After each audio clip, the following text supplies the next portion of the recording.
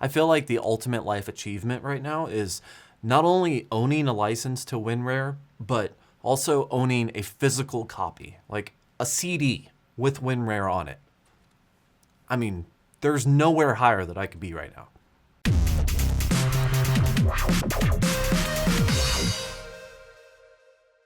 What's up, YouTube? Jason here with Jason Bytes Back, episode numero 47.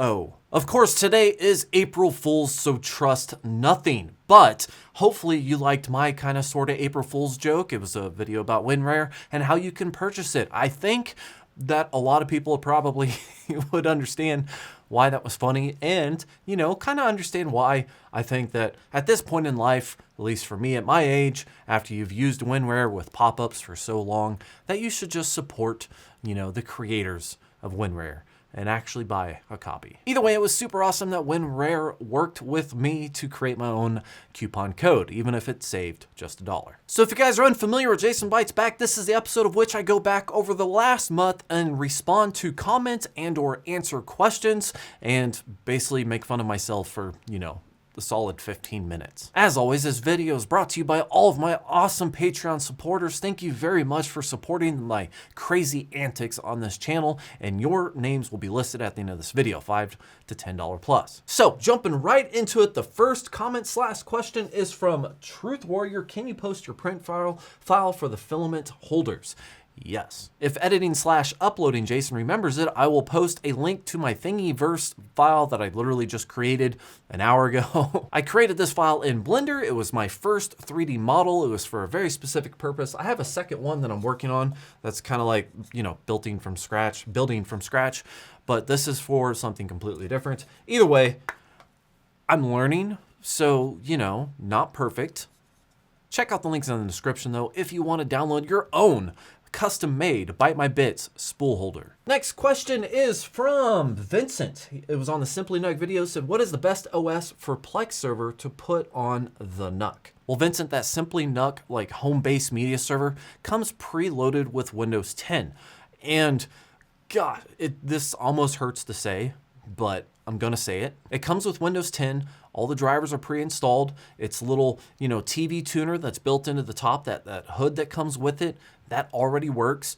I mean, it's already set up to be like a pretty badass Plex media server. So yes, you could probably install a version of Linux or maybe Unraid or FreeNAS or something on it if you wanted to, but God, it's so hard to say. I really do think that Windows 10 on that, as far as being super easy to use based off of that device, you're paying a premium to get a super fast, super easy to use Plex media server. So to give up the ease of use to go to a more complicated operating system, one that, you know, you'd have to tinker around with just to get to work, it's hard to really recommend it. I'm not saying Windows is the best operating system out there, especially for Plex media servers, but if you're buying into something that's really, really easy to use, why not keep it easy to use by just running Windows on it? Kind of gave me a knot in my stomach to recommend Windows as a Plex media server OS. Next question is from Martin. Man, you do love that Simply NUC. Have you considered moving your Plex server over there, leaving the media server where it is now, or leaving the media where it is now? No, not really. When it comes to separating your Plex media server with network attached storage, it is definitely possible and it is definitely a thing. And a lot of people do it. And I'm not saying it's a bad thing, but for me, I'm just thinking I would rather build out one server that has all of the devices connected to it, and any kind of delay that might come from the server, you know, communicating with your NAS, then going back to your server to transcode and then broadcasting it out. It's just additional hops. You know, if you're going to connect to a website, do you want to connect through one server to your website, or do you want to connect through a VPN that goes all the way across the globe to a website? I guess it all depends on what website, but still, you get where I'm going. You add any additional connection point and you have the possibility of adding delay and stuff loading. So personally, I would just recommend having everything on one server if you can. The Simply NUC is amazing, but it is only limited to about 10 terabytes worth of space, but it is all SSD storage. Next question is from Blue Mango Cafe. I was hoping for another garage vlog. Well, Blue Mango Cafe, by the look of your avatar, it looks like you run when you're chased.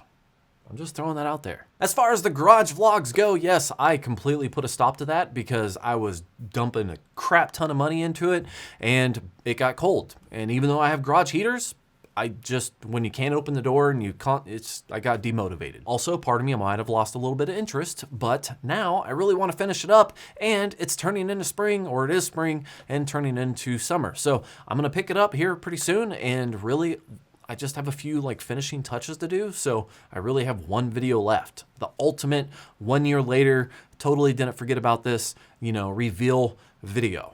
But I also have some other stuff in my life I'm working out, so who knows how that's going to turn out. Either way, most likely there's going to be some sort of like, finishing touches vlog. Wait. Next question is from Mike. He says, in your opinion, would you take this over the Roborock S6 Max 5, irregardless of the price? Well, the S6 I have, and I would definitely take the neobot over the roborock. The thing about all of the roborocks that I've tested is that they always have issues with high pile carpet or thicker carpet.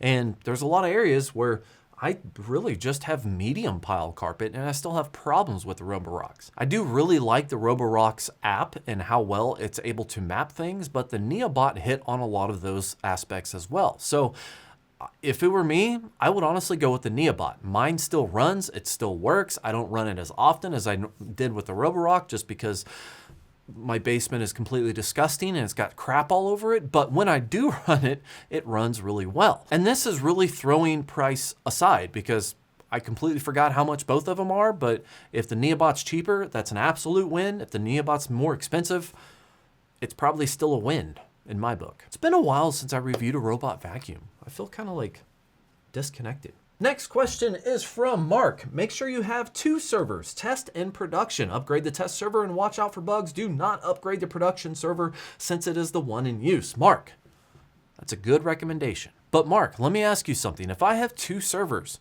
and one goes down and I can't make a video showing how frustrated I am that it went down, and make a video showing my bubble brain trying to figure out unraid and commands and make a fool of myself. Like, I mean, what am I gonna do if I have a backup server and I don't freak out? There's no fun in that. Next question is from Army Imp 77? Army MP. Army Military Police. Ooh. I did not mean that in a bad way. That was a total accident. Anyways, he said, cocaine? Uppers? Speed much? LOL. Well, actually, no.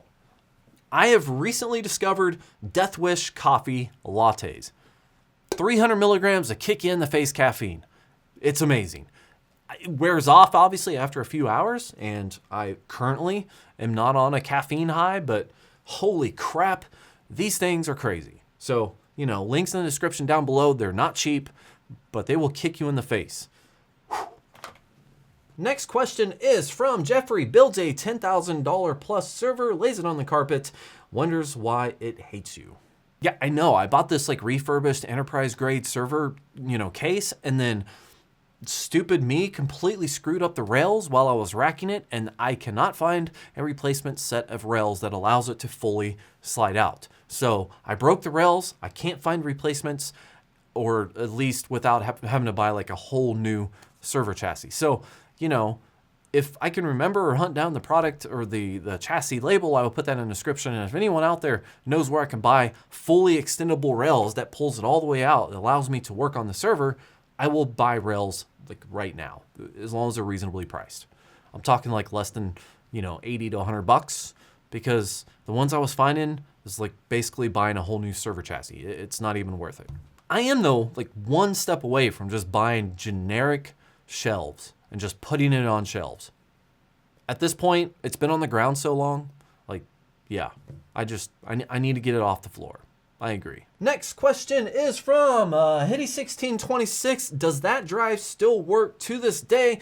Asking about one of the Western Digital drives that I have shucked. Well, I have no idea that specific drive, but I can say that I have shucked about 30 drives for Western Digital, and I've only had one fail. And that one hard drive that failed, I made a video about me sending it off to Western Digital. Basically, the big question of, will Western Digital honor your warranty if you shucked a hard drive? Which they, on their website, still says no, and I think it really just depends on where you are from, because I did not get any flack. They sent me a whole replacement hard drive. It was actually a new USB drive, so I shucked that one too and made a video about that as well. But you know, your mileage may vary depending on where you're from, possibly, or they might have changed their, I don't know. Honestly, I kind of want to test out the whole, you know, warranty thing with Western Digital again, just to see if they'll honor it again.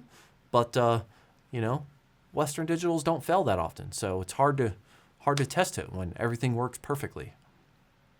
Okay, sorry, a little bit of fanboyism came out. I know, I'm sorry. And that is the last question for today. Guys, if you have any questions that you want the best chance of getting answered, make sure to leave them in the comments section down below. Again, Patreon subscribers listed at the end of this video, thank you for watching, like and subscribe, and have yourself a great day. I said that kind of weird. A great day. Have yourself a great day. Okay, anyways, if you guys follow me on Twitter @_Byte My Bits, I know, it's sad. But I have recently came into possession of all the networking Ubiquiti stuff. Not all of it, but some of it, a lot of it. A UDM Pro and a 24-port PoE switch. I am going to completely gut my network. I'm going to switch subnets. I'm going to just change all the switches. I'm actually in talks right now with Ubiquiti on my upgrade and everything that I want to do. I'm going to change Wi-Fi, everything.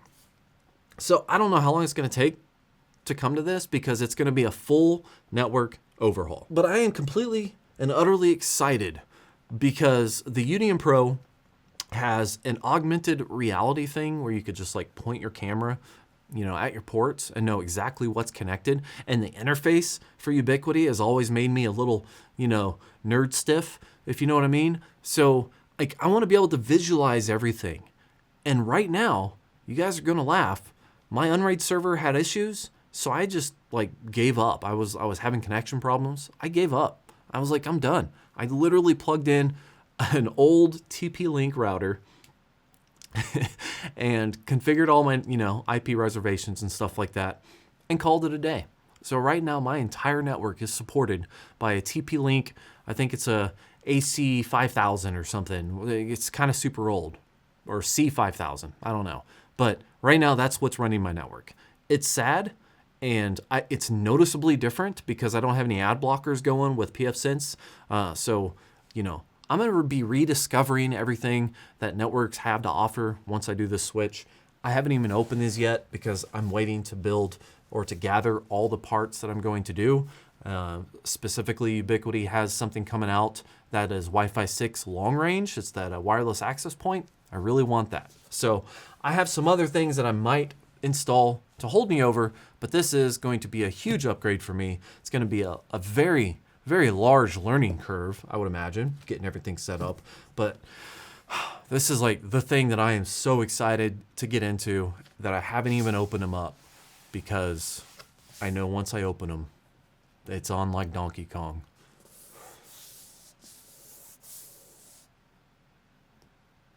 Okay, that's it. I just wanted to say that. Before I go, all of this was brought to you by an awesome Patreon supporter of mine, JDerp, aka Joshy Poo, aka Mboss.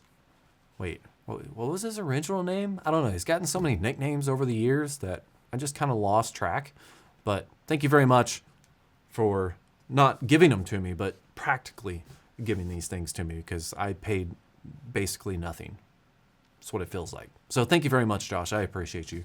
And yeah, everyone else, have a good night. Death Wish Coffee! Ah!